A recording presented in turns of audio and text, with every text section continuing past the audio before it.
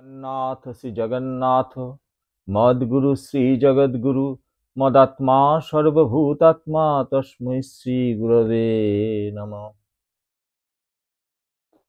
অনেকদিন আগে এক রোববার বিকেলবেলায় বেলুর মঠে গেছি। শ্রীমৎ স্বামী ভূতেশানন্দজি তখন সবেমাত্র দ্বাদশ সংঘাধ্যক্ষ রূপে এসেছেন।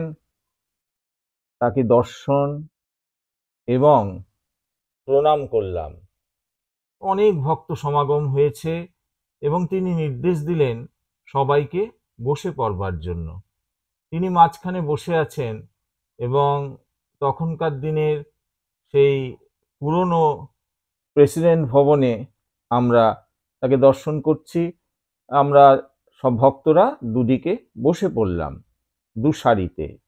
একজন ভক্ত একটি জুঁই ফুলের গোড়ে মালা তার শ্রীচরণে দিয়ে প্রণাম করলেন এবং তিনি সকল ভক্তের দিকে খুব হাসি মুখে দেখছেন সবাইকে এবং বলছেন, প্রশ্ন করো। তো একজন ভক্ত খাতা এবং কলম নিয়ে বসে আছেন, তিনি সেগুলো লিপিবদ্ধ করবেন। তা খুব আনন্দ পেলাম যে আজকে মহারাজের কাছ থেকে কিছু শুনতে পাবো। তা ভক্ত প্রশ্ন করছেন, শুধু সেই ভক্ত নয় এবং অনেক ভক্তই নানা রকম প্রশ্ন করছেন এবং মহারাজ উত্তর দিচ্ছেন। তা ভাবলাম এই যে মহারাজের সেই অমূল্য কথাগুলো যিনি লিপিবদ্ধ করছেন, কোনো এক সময়ে সেগুলোই হয়তো বই হিসাবে বেরোবে এবং আমরা পরবর্তীকালে যখন মহারাজ এই স্থূল শরীরে থাকবেন না, তখন হয়তো আমরা সেগুলো পড়ে আমরা আবার সেই মহারাজকে স্মরণ করতে পারবো।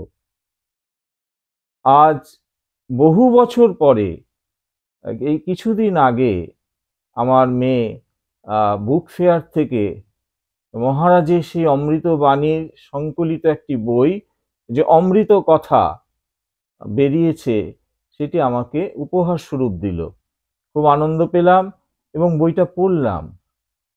আরে সেই আমরা যে সেদিনটা, যেদিন আমি উপস্থিত ছিলাম, যা শুনেছি, তারপরেও বহুদিন মহারাজ সেই আলোচনা করেছেন, তখন সেখানে উপস্থিত হওয়ার সৌভাগ্য আমার হয়নি।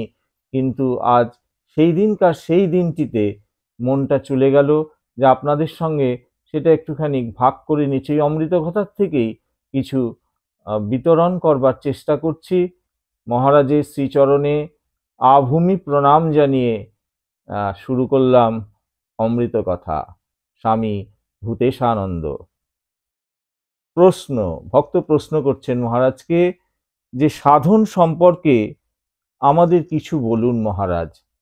তা মহারাজ বলছেন, সাধনা বলতে তার নাম গুণগান, পবিত্র জীবন যাপন করা, সদ্গ্রন্থ পাঠ, ভক্ত সঙ্গ করা, এসব।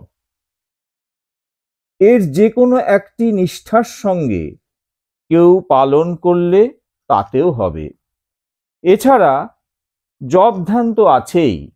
শাস্ত্রে বলে স্থিতপ্রজ্ঞের লক্ষণ যা, তাতে উন্নীত হবার একমাত্র পথ হলো সাধনা।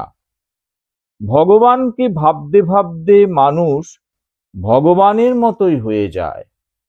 গীতার শঙ্কর ভাষ্যে আছে, অধ্যাত্ম শাস্ত্রে সর্বত্রই উপলব্ধিপ্রাপ্ত ব্যক্তির গুণগুলি, তা যাই হোক না কেন, অনুগামী সাধকের জন্য অনুশাসন বলা হয়। কারণ এই বৈশিষ্ট্যগুলি প্রচেষ্টার ফলস্বরূপ। আচার্য শঙ্কর বলেছেন, সর্বত্র এব হি অধ্যাত্ম শাস্ত্রে কৃতলক্ষণানি জানি, তানি এব সাধনানি উপদিশন্তে যত্নসাধ্যতাৎ, জানি যত্নসাধ্যানি সাধনানি লক্ষণানি চ ভবন্তি তানি। ভক্ত প্রশ্ন করলেন যে মহারাজ, জপ ধ্যান করা কি সাধনা বলে কি? তা মহারাজ বলছেন, হ্যাঁ, তা বলতে পারো। জপ ধ্যান এও সাধনা। আবার সত্যকে ধরে থাকলেও তা সাধনা, কাউকে বঞ্চনা না করাও সাধনা, ইন্দ্রিয় নিয়ন্ত্রণও সাধনা, বিলাস বর্জন করাও সাধনা, ভগবানকে ভক্তি করাও সাধনা। তো ভক্তের আবার প্রশ্ন, সাধনার প্রয়োজনীয়তা কি, বা আমরা সাধনা কেন করব? তো মহারাজ বলছেন, সাধনা অর্থাৎ অভ্যাস। সাধনা মানে হচ্ছে অভ্যাস।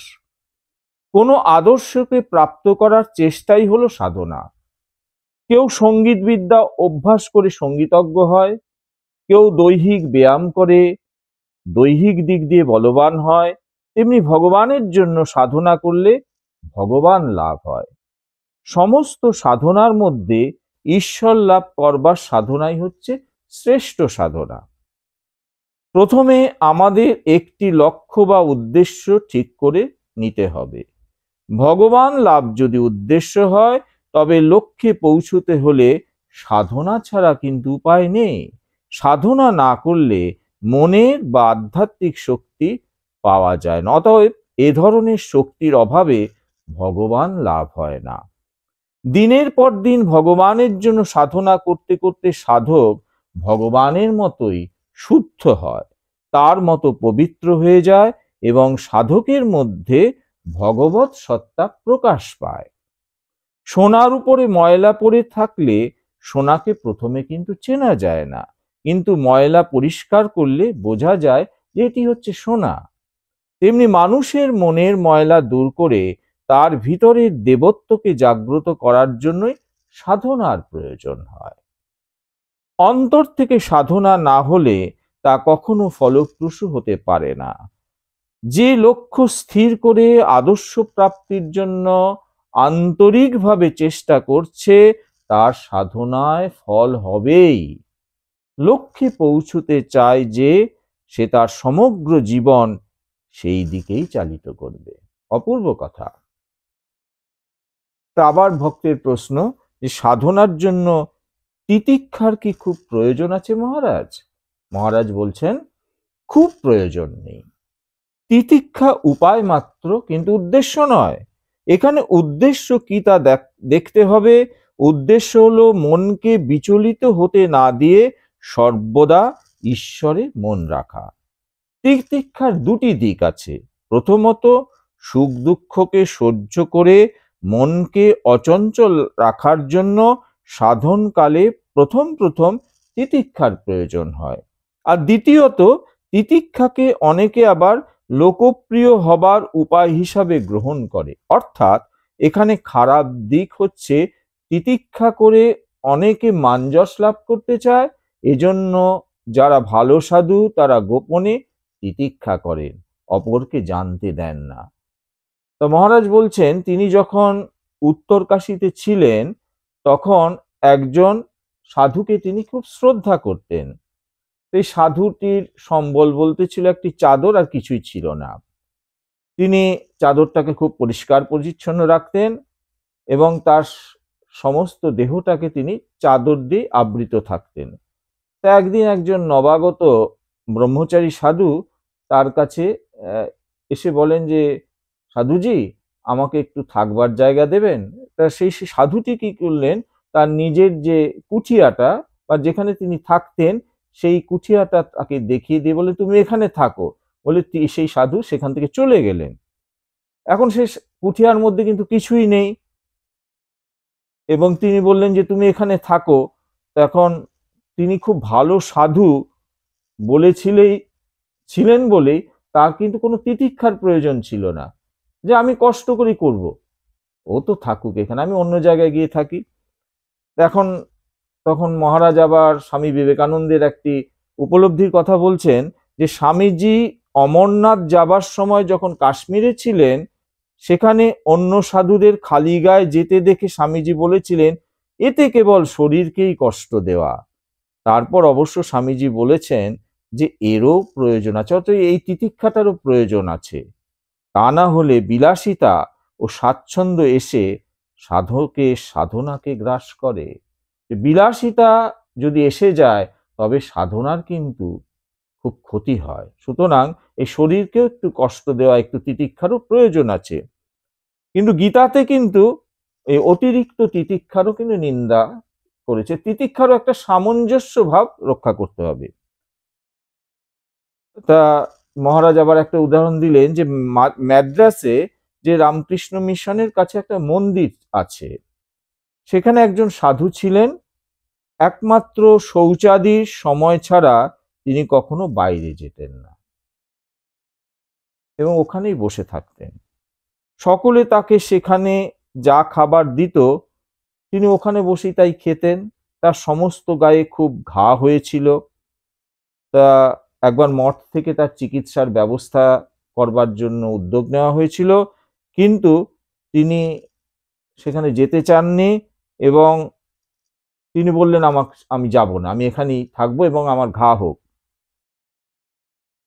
এই যে তিনি নিজের শরীরকে কষ্ট দিচ্ছেন এবং সবাইকে বলা সত্ত্বেও সেই সাধুজিটি তার ঘায়ের কোনো চিকিৎসা করছেন না, নিজের শরীরকে কষ্ট দিচ্ছেন, এও কিন্তু একটা তিতিক্ষার বড় উদাহরণ। তা ভক্তের আবার একটা সুন্দর প্রশ্ন ভক্ত করে ফেললেন যে সাধক যে এগোচ্ছে তার ঠিক ঠিক মাইলস্টোনটা কি? তা মহারাজ বলছেন যে ভগবান শ্রীকৃষ্ণ বলেছেন যে বিষয় বাসনা ত্যাগ করে তার কাছে যে ভক্ত নিজেকে অর্পণ করে ভগবান সেই ভক্তের হৃদয়ে বিরাজ করেন। সেই আনন্দ সুখ কোনো বিষয়াসক্ত ব্যক্তি অনুভব করতে পারে না। এখন ভগবানের প্রতি ক্রমশ অনুরাগ বাড়বে আর সংসারের প্রতি আকর্ষণ কমবে এবং ভগবত তত্ত্ব ক্রমশ পরিস্ফুট হবে। আজ এই পর্যন্ত। ওম অখণ্ড মণ্ডলাকারং ব্যক্তং যেন চরাচরম তৎপদং দর্শিতং যেন তস্मै শ্রী গুরবে নমঃ।